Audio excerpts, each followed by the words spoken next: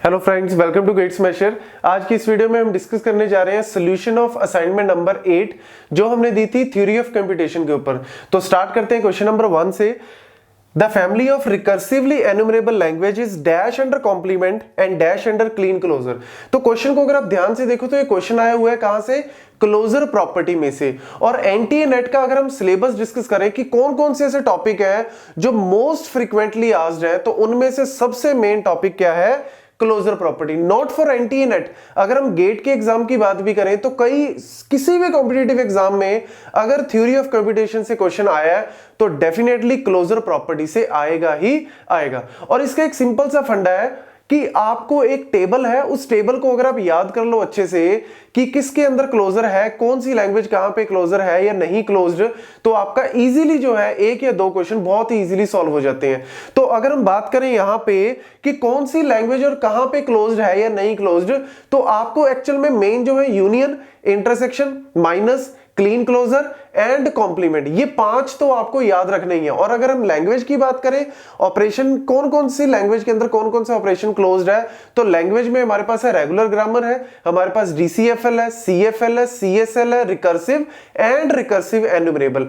तो इन लैंग्वेजेस का और जो ऑपरेटर्स मैंने दिया है इसका मैंने एक वीडियो बनाई हुई है, आप उस वीडियो को चेक कर सकते हो। उसमें मैंने पूरा अच्छे से विद एग्जांपल एक्सप्लेन किया हुआ है कि क्यों किसके अंदर हम क्लोज लेते हैं या हम बोलते हैं कि ये क्लोज्ड नहीं है। तो अगर हम बात करें इस क्वेश्चन की, तो रिकर्सिव जो एन्यूमरेबल लैंग्वेज है वो अगर हम कॉम्प्लीमेंट की बात करें तो कॉम्प्लीमेंट ही एक ऐसा ऑपरेटर है, कॉम्प्लीमेंट ही एक ऐसा फंक्शन है जहां पे ये एक्चुअल में क्लोज्ड नहीं होती। मतलब कहने का कि हमारे पास लैंग्वेज है, रेगुलर है, रेगुलर के बाद हमारे पास डीसीएफएल है, डीसीएफएल के बाद हमारे पास सीएफएल है, सीएफएल के बाद हम बात करते हैं सीएसएल की, उसके बाद हम बात करते हैं रिकर्सिव की, और फाइनली हम बात करते हैं रिकर्सिव एन्यूमरेबल। तो कोई भी लैंग्वेज अगर हम रिकर्सिव एन्यूमरेबल की बात करें तो ऑब्वियसली वो ये सारी लैंग्वेजेस तो उसके अंदर आ ही गई। लेकिन अगर हम बात करें कि कोई एक लैंग्वेज है जो रिकर्सिव एन्यूमरेबल है तो डेफिनेटली उसका कॉम्प्लीमेंट भी रिकर्सिव एन्यूमरेबल ही होगा?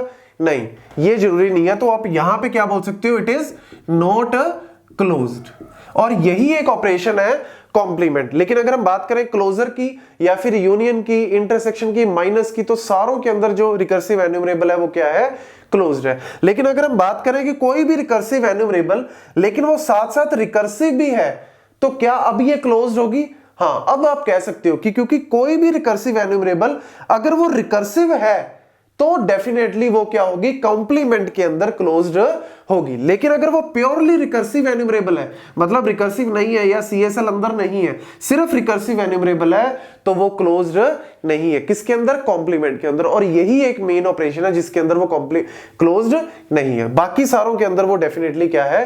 क्लोज्ड। आप उस टेबल को एक बार डेफिनेटली करके जाएं और एग्जाम से पहले जैसे ही आपका एग्जाम स्टार्ट हुआ उस पेपर को, उस एक आपके टेबल को रफ शीट पे ऑलरेडी बना के रख ले। Next is question number 2। Question number 2 में हमारे पास है consider the following statements about the context free grammar. और यहां पे हमारे पास ग्रामर दी हुई है और उस ग्रामर के बेसिस पे हमारे पास पूछा हुआ है whether the G is ambiguous, G produces all string with equal number of A and B।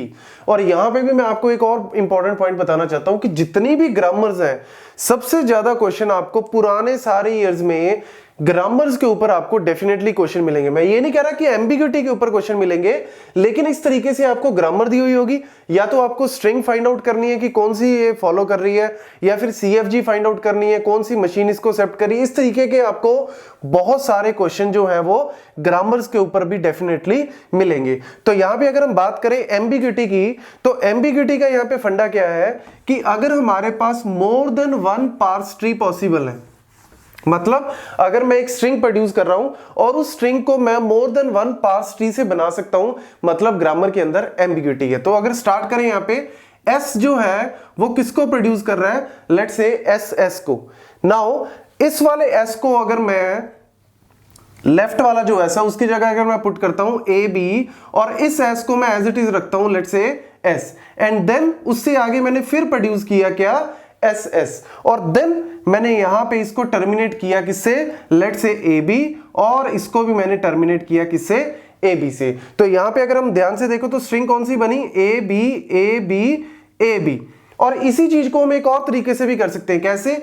s है, s आगे जो है वो कौन से दो वेरिएबल है हमारे पास, s, और अब मैं क्या कर रहा हूं, इस वाले s को फर्दर प्रोड्यूस करवा रहा हूं डबल s, और इस वाले s को मैं टर्मिनेट कर रहा हूं किससे, ab से, और अब मैं इस वाले s को टर्मिनेट कर रहा हूं ab से, इस वाले को टर्मिनेट कर रहा हूं ab से। तो देखो क्या है आपके पास आंसर, अगेन ab तो यहां पे कहने का मतलब क्या है कि दो पार्स ट्री है और दोनों ही पार्स ट्री आपको सेम जो है स्ट्रिंग प्रोड्यूस कर रहे हैं। तो यानी अब आप क्लियरली कह सकते हो कि जो G है उसमें क्या है, एम्बिग्युइटी है, मतलब ये ट्रू है। Then G produces all the string with equal number of A and B।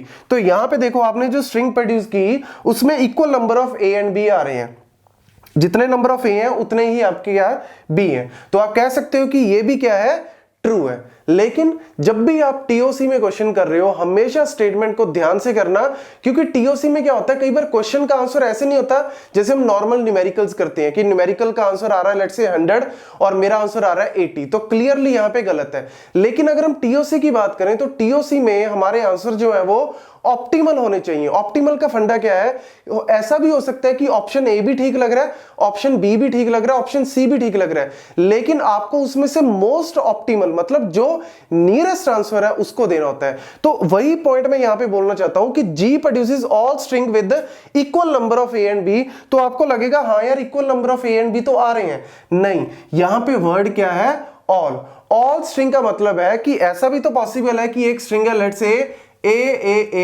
B B B, इसमें इक्वल नंबर ऑफ A है, इक्वल नंबर ऑफ B, या फिर B B B A equal number of B है और equal number of A, मतलब दोनों equal है। लेकिन अगर आप यहां पे ग्रामर को देखो, इस ग्रामर में जब भी आप यहां पे पुट करोगे तो हमेशा A B या B A हमेशा क्या आएगा, कंबाइंड ही आएगा। मतलब आप इसमें ऐसे प्रोड्यूस कर ही नहीं सकते, कैसे A B B B B या फिर 4B या 5B, उसके बाद आपके पास उतने ही नंबर ऑफ एज। मतलब कहने का ए बी यहां पे कॉन्जिक्यूटिव है, बी ए यहां पे कॉन्जिक्यूटिव है। तो सारी की सारी स्ट्रिंग तो नहीं आ रही equal number of A and B, नहीं। तो यानी अब आप कह सकते हो कि ये वाली जो है हमारे पास ट्रू नहीं है, मतलब ये पूरी तरह से करेक्ट नहीं है। तो यहां पे आंसर आपका क्या आ रहा है, G ambiguous है, which condition below express all the true statement, this is true, yes, this is true, no, this is false। तो यहां पे आपका आंसर जो आ रहा है that is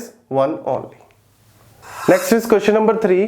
क्वेश्चन नंबर 3 में हमारे पास गिवन है कंसीडर अ ट्यूरिंग मशीन, और ट्यूरिंग मशीन में हमारे पास सबसे पहले गिवन है यहाँ पे स्टेट्स गिवन है, क्योंकि जैसा कि ट्यूरिंग मशीन में हमारे पास 6 टपल्स होते हैं, तो सबसे पहले हमारे पास जो है यहाँ पे दी हुई है स्टेट्स के बाद हमारे पास है यहाँ पे इनपुट अल्फाबेट के हमारे पास है next tape alphabets, transition function, blank and final state that is Q3। और अब यहां पे हमारे पास जो है ट्रांजिशन फंक्शंस दिए हुए हैं, इन ट्रांजिशन फंक्शंस के बेस पे यहां पे पूछा हुआ है the language accepted by the Turing machine is given as this. तो सबसे पहले मैं आपको बता देता हूं कि ट्यूरिंग मशीन में या तो आप क्वेश्चन को सॉल्व कर सकते हो यूजिंग अ टेप, या फिर अगर आप इतना टाइम नहीं लगाना चाहते तो आप ट्रांजिशन फंक्शंस को देख के भी इस क्वेश्चन को इजीली सॉल्व कर सकते हो, जैसा कि ट्रांजिशन फंक्शन दे रहा है। तो ट्रांजिशन फंक्शन का फंडा क्या है कि या तो हमें वो किसी नेक्स्ट स्टेट पे लेके आ रहा है या उसी स्टेट में लेके जा रहा है, तो हमें पता लग रहा है कि हम कैसे अपनी वैल्यूज को चेंज कर रहे हैं, that is called a transition function. तो ट्रांजिशन फंक्शन अगर सबसे पहला देखें तो Q0A is equal to Q1A right. मतलब कहने का कि जो हमारे पास यहाँ पे स्टेट है Q0 हमें कहां पे लेके जा रही है, Q1 पे लेके जा रही है, किस अल्फाबेट पे, A अल्फाबेट पे। देन Q1B, मतलब Q1 से अगर हम B पे जा रहे हैं तो वहां पे हमारे पास किस तरफ जा रहे हैं हम, Q2 पे, मतलब Q2, और यहां पे हमारे पास अल्फाबेट क्या है, B। देन Q2 नेक्स्ट, यहां पे आपको ध्यान देना कि Q2 से हम कैसे नेक्स्ट जा रहे हैं, Q2 पे ही जा रहे हैं, मतलब हम नेक्स्ट ट्रांजिशन जो है वो नेक्स्ट स्टेट पे नहीं जा रहे, उसी स्टेट में है, किस फंक्शन पे, यहां पे हम कह सकते हैं A अल्फाबेट पे। तो A अल्फाबेट पे हमारे पास यहाँ पे लूप है। देन Q2 से हमारी स्टेट जो है वो चेंज हो रही है किस पे, Q3 पे, और किस अल्फाबेट पे, A अल्फाबेट पे। तो आप कह सकते हो कि Q2 से हम फाइनल में कहां पे जा रहे हैं, Q3 पे जा रहे हैं, और यहां पे हमारे पास अल्फाबेट है B। तो यहां पे आप ध्यान से देख सकते हो, तो ये एक NFA बन गया। और वैसे भी अगर हम यहां पे ध्यान से देखें तो ट्यूरिंग मशीन की क्या प्रॉपर्टी होती है कि वो लेफ्ट और राइट दोनों तरफ मूव कर सकती है, मतलब हम टेप में रीड राइट दोनों परफॉर्म कर सकते हैं। लेकिन अगर हम एक ही डायरेक्शन में मूव करते हैं तो एक ही डायरेक्शन में हमारा जो PDA है या हमारा जो ऑटोमेटा है रेगुलर, वो भी हमारा जो है वो फाइनली एक ही डायरेक्शन में मूव करता है। तो यहां पे आप सिंपल इसको क्या बोल सकते हो, एक NFA है। और इसमें अगर आप ध्यान से देखो तो ये कौन सी यहां पे लैंग्वेज को एक्सेप्ट कर सकता है, A स्टार B। तो यहां पे ऑप्शन जो है आपके पास क्या आती है, C। तो C is the right answer for this. Next is question number 4। Question number 4 यहां पे आया हुआ है, which of the following is और आर डिसाइडेबल। तो whether the intersection of two regular languages infinite. तो सबसे पहले यहां पे ध्यान से देखो, whether the intersection of two regular language. तो अगर हम किसी भी दो रेगुलर लैंग्वेजेस का इंटरसेक्शन करें तो वो क्या आएगा, रेगुलर लैंग्वेज ही आएगा। तो इंटरसेक्शन में ये क्या होती है, क्लोज होती है। तो अगर हम इंटरसेक्शन करते हैं तो रेगुलर आया। तो यहां पे क्वेश्चन का मतलब है whether the regular language is infinite. तो इनफाइनाइट या फाइनाइट, इसके लिए हमारे पास एल्गोरिदम है, आप सिंपली इसको सॉल्व कर सकते हो। और डिसाइडेबल और अनडिसाइडेबल का सिंपल सा फंडा है कि अगर किसी भी प्रॉब्लम के लिए कोई पर्टिकुलर एल्गोरिदम या मेथड एग्जिस्ट करता है तो वो डिसाइडेबल है, अगर नहीं एग्जिस्ट करता कोई मेथड या एल्गोरिदम तो वो अनडिसाइडेबल है। तो yes, this is what decidable. The first problem, whether a given CFL is regular, no. CFL regular है या नहीं, इसके लिए कोई भी एल्गोरिदम एग्जिस्ट नहीं करता। लाइक DCFL की अगर हम बात करें तो DCFL के लिए हमारे पास एल्गोरिदम है, बट CFL के लिए कोई भी एल्गोरिदम नहीं है। सो दिस इज व्हाट है, undecidable. Then whether to PDA accept the same language, again this is undecidable. मतलब अगर हम फाइनाइट ऑटोमेटा की बात करें तो उसमें आप कह सकते हो दिस इज डिसाइडेबल। और वैसे भी आप सिंपल सा फंडा याद रखो, जैसे कि क्लोजर प्रॉपर्टी में हमारे पास टेबल है, उस टेबल को आपको याद रखना है। ऐसे डिसाइडेबिलिटी में भी हमारे पास लाइक मेंबरशिप प्रॉब्लम के लिए है, एम्प्टीनेस के लिए, फाइनाइट इनफाइनाइट के लिए है, whether the languages are similar, whether the PDA accept the same language, whether the finite automata accept the same language।